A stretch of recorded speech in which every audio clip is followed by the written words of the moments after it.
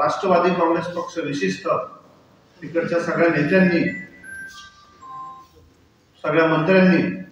मला त्याच्यामध्ये मोठा पाठिंबा दिला, मला मोठा सपोर्ट केला आणि त्याच्यामुळे आज आपण पाहाल की मोठे प्रकल्प या भागामध्ये माझ्या माध्यमातून किंवा माझ्या पाठपुराव्यामुळे त्यांच्या सहकार्यामुळे पुन्हा सहकार्यामुळे त्या ठिकाणी येऊ शकले. पण गेल्या 6 महिन्यापासून आपण जर का 5-6 नाही गेल्या 4-5 महिन्यापासून आपल्यापैकी काहींना माहीत असेल,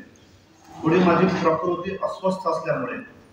थोडी माझी प्रकृती चांगली नसल्यामुळे मी या ठिकाणी काही काळखंडासाठी राष्ट्रवादी काँग्रेस पक्ष शरद पवार गट या पक्षाचा त्या ठिकाणी राजीनामा दिला आणि हा राजीनामा मी आमचे सर्वोच्च नेते सन्माननीय शरद पवार साहेब, आमचे कार्याध्यक्ष सन्माननीय सुप्रियाताई, प्रदेशचे अध्यक्ष सन्माननीय शशिकांत शिंदे, आमचे युवा नेते रोहित भैया पवार, त्याच पद्धतीने आपले जिल्हाध्यक्ष इतर लोकांना त्या ठिकाणी पाठवले. या गोष्टीची आपल्याला कल्पना देण्यासाठी मी आज आपल्याला बोलत आहे.